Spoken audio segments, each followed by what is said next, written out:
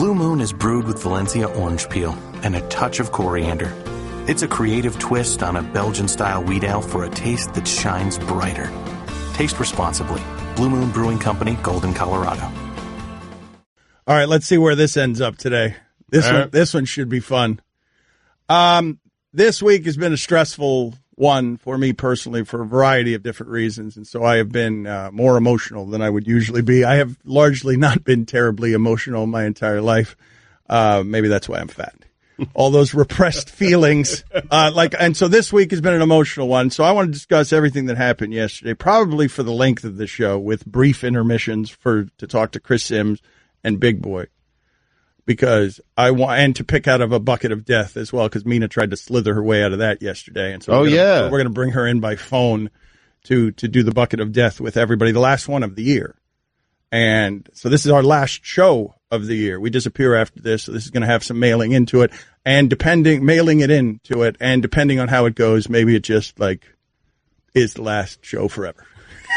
Depending on how it goes, right? It might be the last show of the year, or it just might be the last show forever because this has been unpleasant. For both of us? Or? No, I don't know. We got to figure stuff out. But be careful, man. Yeah, so here's where we are.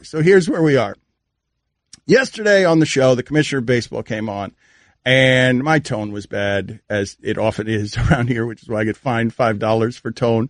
And I was too emotional, and I should have just pounded the facts instead of doing any pounding of the table. But the reason that happened, just so you know, it was a very contentious interview, and ESPN has partnerships with baseball, and you do that to somebody in public. It doesn't feel like being a very good partner. Rob Manfred is used to safe spaces with his interviews. He's probably never done an interview quite like that one. And I do give him credit, because I think he knew what he was getting into yesterday and still agreed to do the interview. I give him credit for Yes, doing I that. do give him credit for that, too. He should have either gotten better PR advice or been better at PR, because he came at me at the start to bully me, and then it got bad. From right from there, because I happen to know some things that he doesn't know that I know, because I'm a reporter and journalist first, not just a gas bag, though I've become a carnival barker. And so I'm not going to be flippant about the things that I say, but some mistakes are going to be made when you handle uncomfortable situations 4 hours a day. And so my tone was bad. But I did my job yesterday, and we did our job yesterday. The job that I was entrusted to do by this company, the job I've always wanted to do for this city that I love. It's always been my dream. So we did our job yesterday, uncomfortable though it was. But one of the funny things that happens here is when you get the commissioner angry, you're partnered with the sport. You're in a business together. We support baseball. We've got contracts with baseball. This is a very powerful person who oversees those contracts. We're trying to do journalism with the conflict of interest that ESPN has between business and journalism and entertainment all the time. So here's where we get to. You heard in his okay bye yesterday, or whatever he said, you heard as soon as he got off the phone that this commissioner was angry. All right, bye.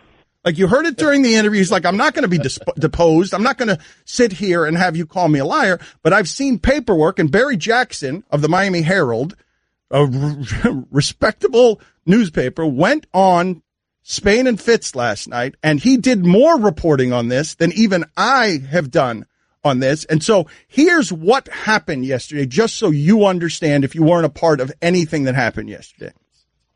It's Fritz. That's a fun. I deserve that. Yep, you do. It's Fritz? Yep.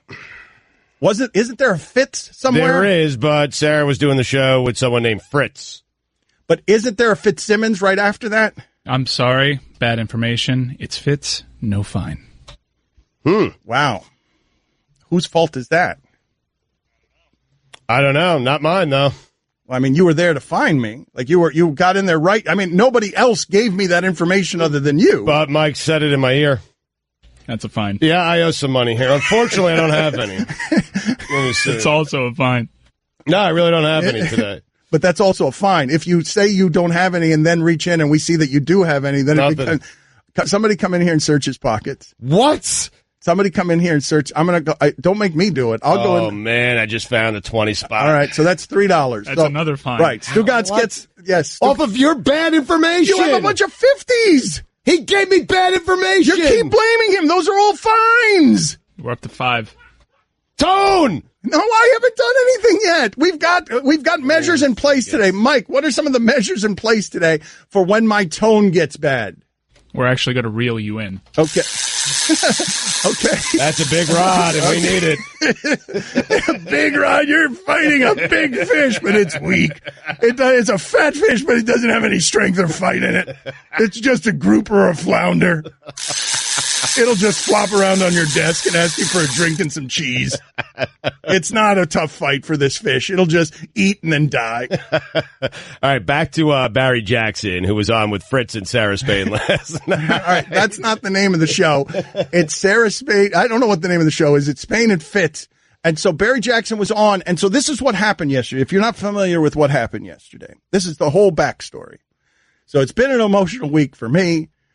We've been for weeks wanting to smoke out Bruce Sherman and the powerful people who made this decision to bleep South Florida again with taxpayer money. And as this becomes something that is argued about all over the network, I want everyone to understand. I don't care about whether Giancarlo Stanton was traded. This is not me whimpering because the MVP of the league got traded for something that didn't have money, or it just didn't make sense in terms of how you would treat this fan base to pay someone to take your MVP. But that part of it stinks, but that's not what you're mad about. That's not what you're worried about. And not only that, but we can get into a good argument about whether the rebuilding ways are good or bad. That's not the conversation I'm interested in. What happened yesterday is I believe that Rob Manfred, Derek Jeter, and everyone who's ever done business with the Marlins in South Florida as owners of the business in South Florida, so this includes Laurie and Sampson, and I've yelled at Sampson plenty about this over the years. I believe, and by the way, Laurie and Sampson are the ones who did what they did to the Expos.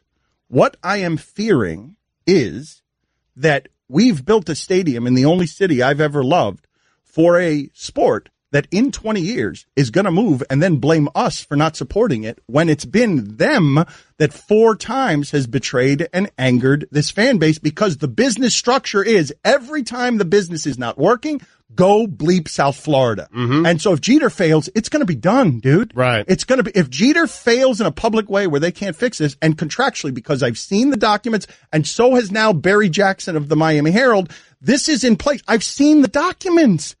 Jeter's contract clauses, and the commissioner of baseball didn't know I knew this yesterday. And when we got him in the middle of it with it, his answer was one of those deposition I don't recalls. He didn't know that I knew that there was a clause in that contract that specifically pays Jeter for profit, for not making cash calls with his investors. Like, he is contractually, baseball signed off on that.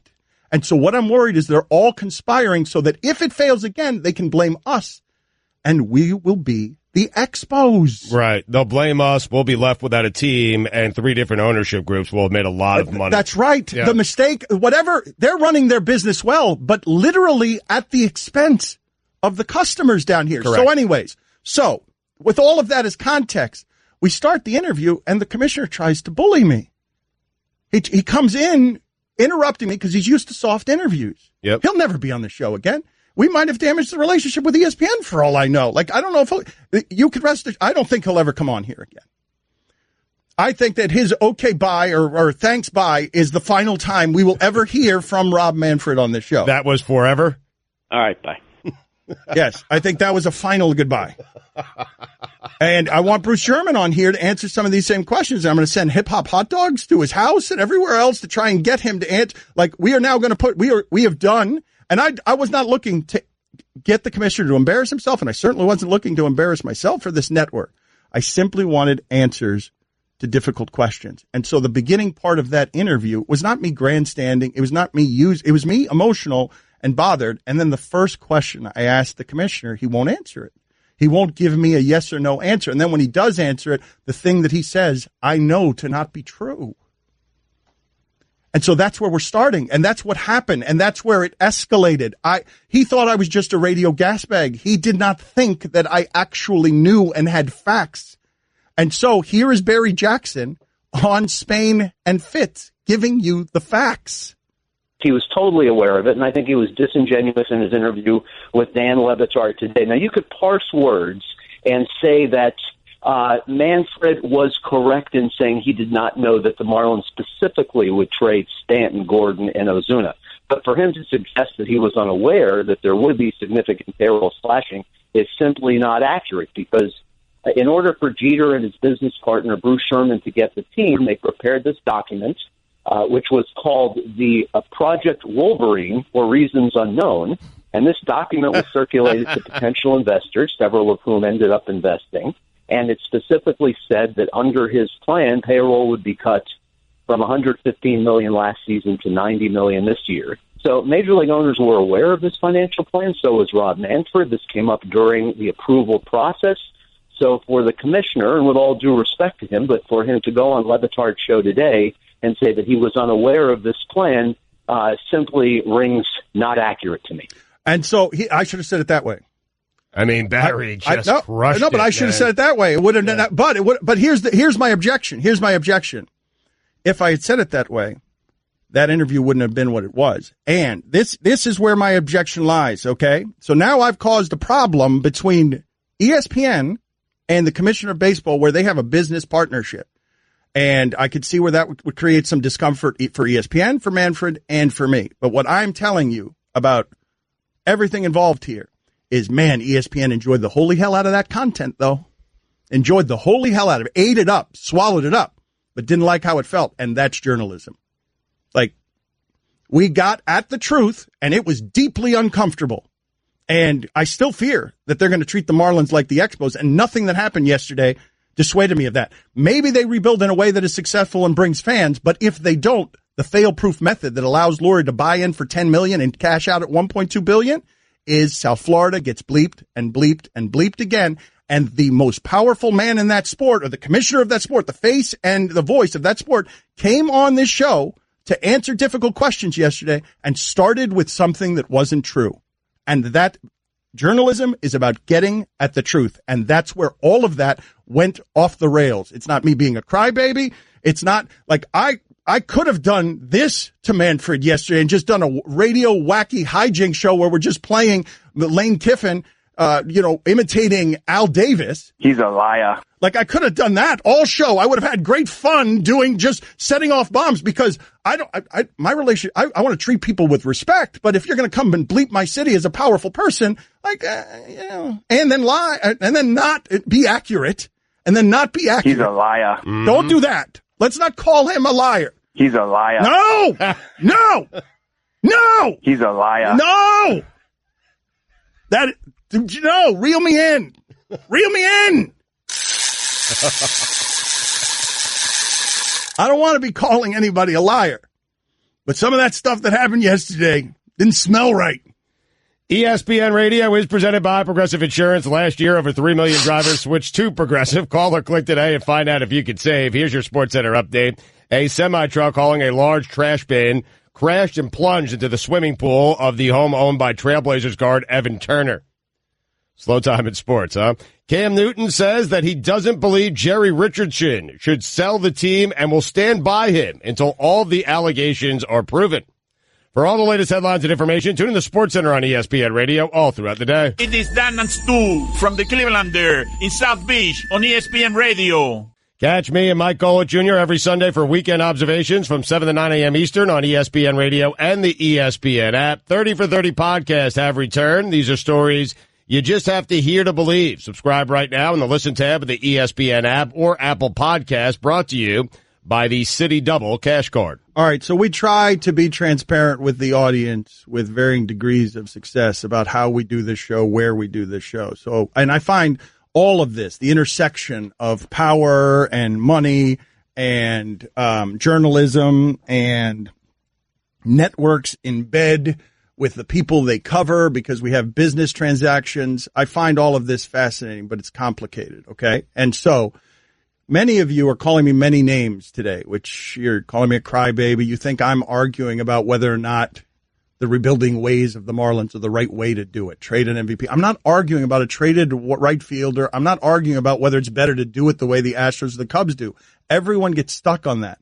The thing I am arguing against is that I have seen paperwork, and now Barry Jackson has seen it too. Project Wolverine. They named it after a superhero who slashes. I asked the commissioner of baseball, were you aware that there was going to be slashing? Project Wolverine he was not aware that they were going to be slashing. It didn't ring true. It rings damn near impossible. It rings damn near impossible. Do you know that to be a fact? Project Wolverine? The Wolverine part, yeah. Which part? That Wolverine is a slashing superhero? Yeah, and that's why they named it? No, because I don't know that. It was symbolism? No, Barry. That's why Barry Jackson has been more reasonable about this when he says Project Wolverine for reasons unknown. But what else? What? Well, I mean, Jeter's a Michigan guy. Okay, let me hear some other theories. Okay, maybe. Okay, is that it? Do you think they named it for a superhero that slashes, or because he went to Michigan? Put it on the poll. Put it on the poll, Guillermo. Did Derek Jeter? I mean, it is. But wait a minute. So they didn't realize that Operation Wolverine was named after a superhero who slashes? It's Project Wolverine. That's a fun. Although Operation Wolverine makes it seem so much more. You know what? You know what? No fun. No you made fun. the name better. You made it better. No, but here's the thing. In fact, I'm going to give you money. No, but here's the thing that's happening here. No. Here's the thing that's happening here. Manfred's coming on here and saying, no, I didn't know about Operation Wolverine, and I don't recall the details of Operation Wolverine. Or Project Wolverine. Operation. No, it's not fine because this is an important distinction because all Manfred was doing with us yesterday was trying to do lawyer talk on semantics. That's all he was trying to do. So maybe he does think, maybe that's the disconnect between he and I, that he thinks Plan Wolverine is such a simple thing that just is about Derek Jeter going to Michigan and running his business. And I think, no. This is you and him in cahoots on Operation Wolverine, which is to slash me in my city. Knock it off. Yesterday, I listened back to it, and I was made a little bit more uncomfortable. I truly think that we erred in not, right off the bat, saying that you're a respected journalist. Well, he should probably know that. No. See, there was some... That's quite the assumption, man. He's the commissioner of Major League Baseball. He has people around him. They know Dan. I mean, come on. I can't assume that. I can't assume that. Look, man, the first question I asked him, the reason I asked it, I knew what the truth was there. But I asked him so he would have to tell me what the truth was. That's why I asked him. We were almost better served by him not knowing that I was if he didn't know that I'm somebody who's not going to just gas bag. Right. But I think the majority of the audience and most dangerously to him, it just sounded like you were calling him a liar without knowing. Right. That's the problematic part. But what I would say to you and why it's problematic, it's uncomfortable, and I have my regrets about that for a variety of different reasons. But the end result, this is the conflict that we're dealing with. The end result was really good for me and us and ESPN and Miami, and the end result was not good for Rob Manfred. But here's the difficult part. Damn straight, it was good for ESPN. And ESPN shouldn't be made uncomfortable by that. That's the way ESPN should be doing business. The man wants more money. It's almost the reason that we were hired, you got. It's almost the reason we were hired to shake some of these cages and cause some of these things, because that's how ESPN should be making content like that. We're not in bed with these people. I mean, they're partners of ours. I know. We're paying them a good deal. I know, but we're pretending to be a journalism company. And while I didn't handle the journalism perfectly yesterday, journalism was being done there. You still have time to give yourself or your loved one a new phone from Metro Pete. Sorry about that. That's all right. It's a fun. It's Metro PCS, not Pete. All right. Tell them about Metro Pete. I mean, it is a fine. I'll pay the fine. Switch to Metro PCS and enjoy Amazon Prime for an entire year when you get a free Samsung Galaxy J7 Prime and an unlimited LTE plan. It's fine, man. You know anymore. No, I owe a fine. It's been an emotional week for you, man. I owe a fine. I paid it. All right. $1. I put a 20 spot in there. Anyway, you'll enjoy thousands of movies, TV shows, music, free 2-day shipping, and much more. Don't miss out on this incredible holiday deal. Metro PCS. Wireless figured out during congestion. A fraction of customers using more than 35 gigs a month may notice reduced speed. Sales tax not included in phone price. Excludes numbers on the T-Mobile network. See stores for details, terms, and conditions. 1 year of Amazon Prime has a $99 value. If sex were a show, that would be us. ESPN Radio is presented by Progressive Insurance. The Dan Le Batard Show is brought to you by Pennzoil Synthetics, taking synthetic motor oil performance to a whole new level. Make the switch to Pennzoil Synthetics today. Guests on the Dan Le Batard Show appear via the Shell Pennzoil Performance line. Here's your SportsCenter update. A semi-truck hauling a large trash bin crashed and plunged into the swimming pool of the home owned by Trailblazers guard Evan Turner. Cam Newton says that he doesn't believe Jerry Richardson should sell the team and will stand by him until all of the allegations are proven. And finally, loud Mexican fish orgies could be causing dolphins to go deaf. No matter what your budget is, take the JCPenney Holiday Challenge and find surprising gifts at even more surprising prices. Save on toys, apparel, and name-brand gifts your family will absolutely love. Come into the store or go online. It's jcp.com and get everything on your list for less than you think. JCPenney. For all the latest headlines and information, tune in the SportsCenter on ESPN Radio all throughout the day. All right, Mike, let's walk some of this back here. Let's go ahead and bring the fishing reel out. And walk me back some on some of this, because this is going to be an interesting day. This is going to be an interesting day around here in its entirety. Big haul. Because I am going to stay in this uncomfortable space, Stugatz. Yes, big haul. Yeah. I'm going to stay in this uncomfortable space the entire show. Because I want, and it's fine. I suggest that you leave if that's not what you want. I understand if that's not what you want. You may be tired of all this, but what I'm telling you is that I'm going to sink into this all show because I want to force the national audience on ESPN's platform to look at what is happening in South Florida in a way that makes the powerful uncomfortable. I want everyone to see it clearly. And we're going to make some mistakes as we do that. And one of the mistakes that I wish to correct is I was not calling Rob Manfred a liar. You know the precedent at this company. Bill Simmons got gone. It was the last straw with Bill Simmons. Right. He was fired. I understand what this company is worried about because the punishment system is different for everybody and they can't have the idea of a mutiny. And you've got, I understand that some of what's arriving on my doorstep in terms of discomfort, with the people that I work with. If you're armed with facts and a question is asked and it's answered and you don't feel like the person is telling the truth, you can call that out without saying. Correct. It's not an overall, Correct. hey, he's a liar. Correct. But we're parsing semantics, okay? Because Rob Manfred, that interview went off the rails because that's how Rob Manfred, he thought I was calling him just to his face on national radio as a guest of the show to start out the interview, a liar. Rob, were you aware of Jeter's plan to trade players and slash payroll? It's interesting. Yes or no, please? Yes or no, please? I'm happy to do yes or no's. You can elaborate afterward. I just want to know if you were aware of that plan. Did you approve a plan that had slash payroll again for South Florida?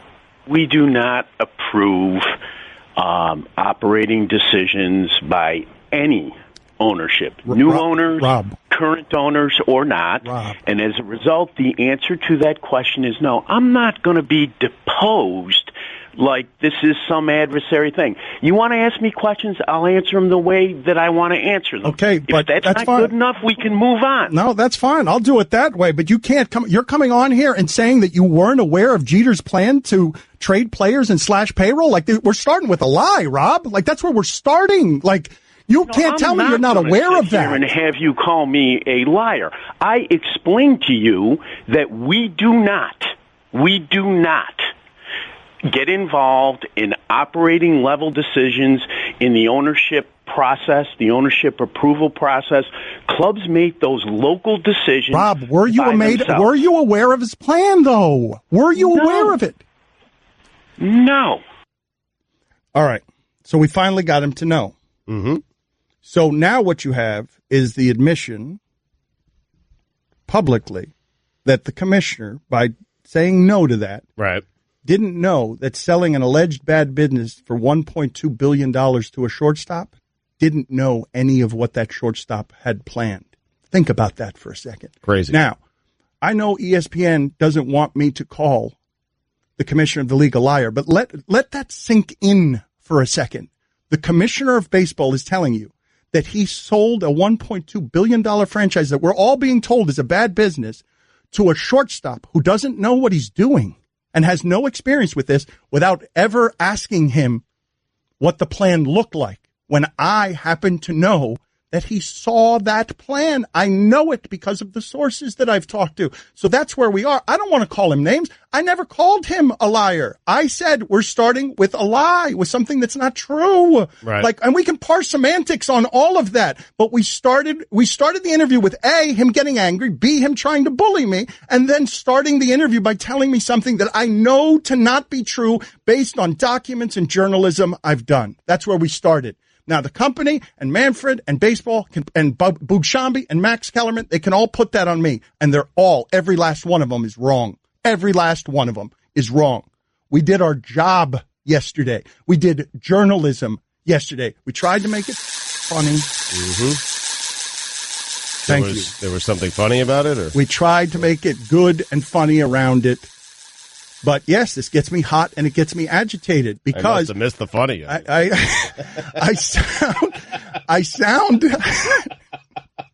I sound bad in discussing it because I'm passionate. I care about these things. I care about journalism and I care about this city. And I'm mad at everybody. And Manfred came on here and he was mad too. And so I would ask you, Commissioner, while not calling you any names, for the love of God, please do your job better. Because you're hurting people down here who care about something. Like, you came on here yesterday and you told South Florida something that wasn't true. And the reason that I did that is because I wanted to get someone in power in front of everybody so that they know that baseball is working this the same way they did the Expos. This is how the Expos had contract clauses. I know this because Sampson and Loria got this team because of it. They bought in for $10 million or $12 million and cashed out for $1.2 billion while doing everything wrong. Because baseball's got a foolproof business plan that continues to screw my city.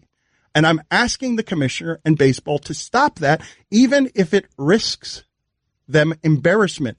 I'm sorry you were embarrassed yesterday. I didn't want to do that to Rob Manfred. That's not what I wanted. I just wanted him to answer the questions honestly. If you didn't see a plan, how do you not ask for a plan? And if you did see the plan, how do you not ask them, hey, how do you plan on getting payroll down to $85-90 million? But what's the plan for that? You have to ask, especially in this city with this team, with this market, you have to ask that. Okay, but I'm interested in discussing, right? This is what I'm interested in discussing. This is the part behind the scenes that I think people would find fascinating.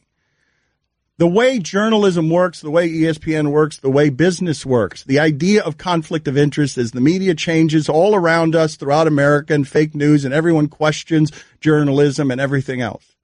We are in bed with baseball in a partnership. I was stunned a couple of years ago when this company in bed with football financially just went after Goodell in a way that was every show, every network.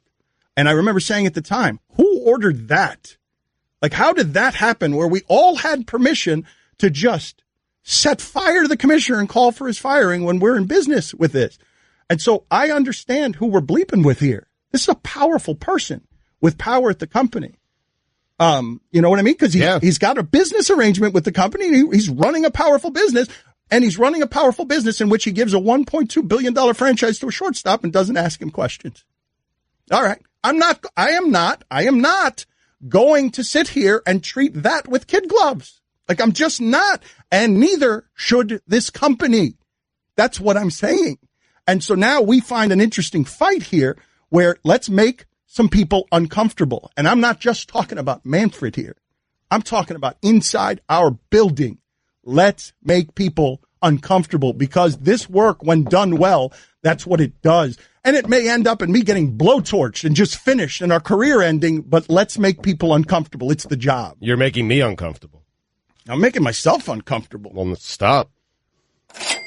Awkward transition. I like my job. Time for some ads. And here's the reason we do it. For 1-800-Flowers. It's the reason we exist. Yes.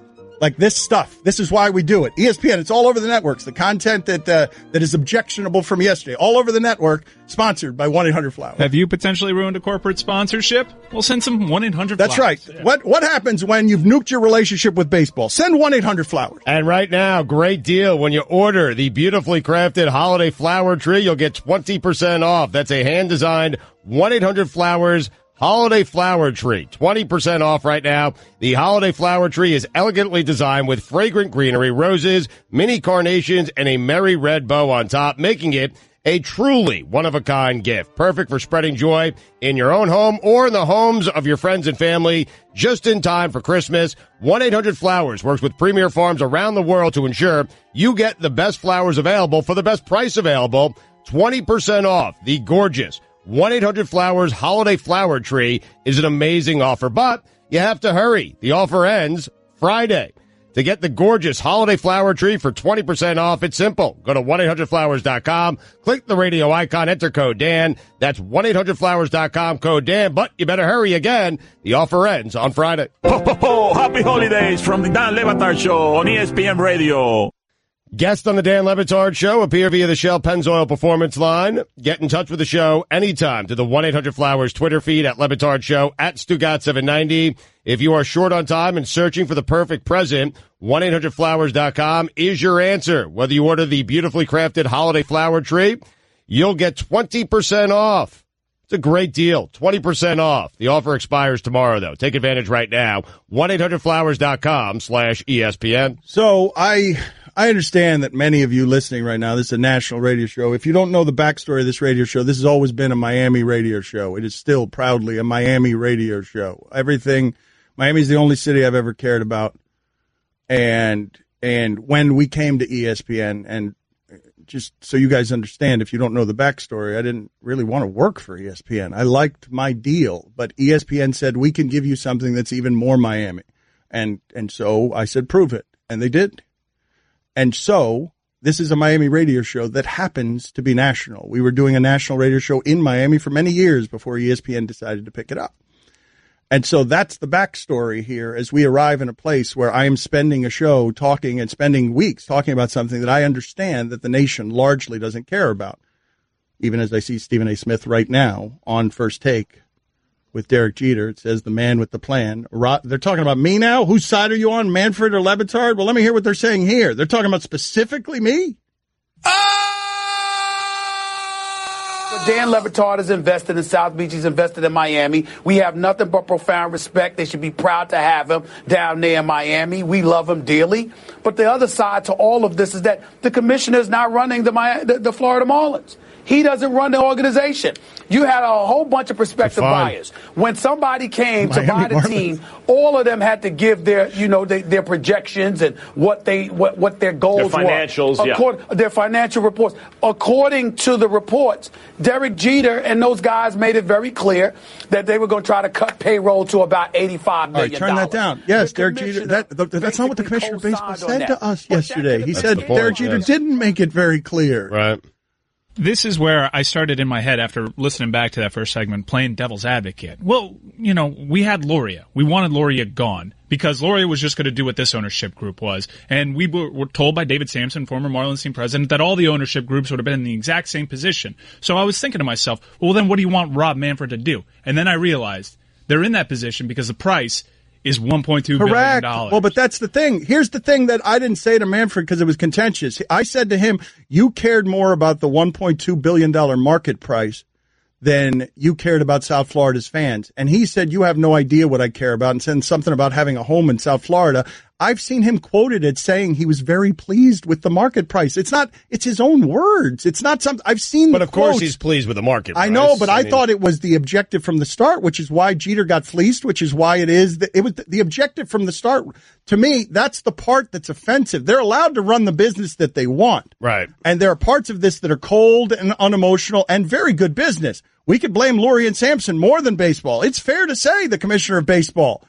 This is not his responsibility. He is not the owner of the team. He doesn't have any control over players that are traded. All of that is fair in the micro. What's not fair in the macro, and I don't feel that Steven and Max or anybody at this company even understands The way how could they possibly understand this the way that I understand it?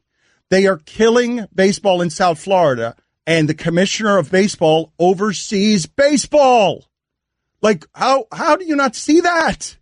Like, well, but Dan, you just explained it. It's hard for Max and Stephen A., who are up in the Northeast, who are Yankee fans, who haven't been paying attention to the history of the Marlins. It's hard for them to understand. Why would they understand I was spending the day yesterday arguing with people, friends, colleagues, respected bosses. I spent all of yesterday arguing with people. You don't understand the facts of this or care about this the way that I do. Thank you. The way that I do. You don't have the information that I do, and you don't care about this the way that I do. You are wrong. Our show has set and broken every ratings record.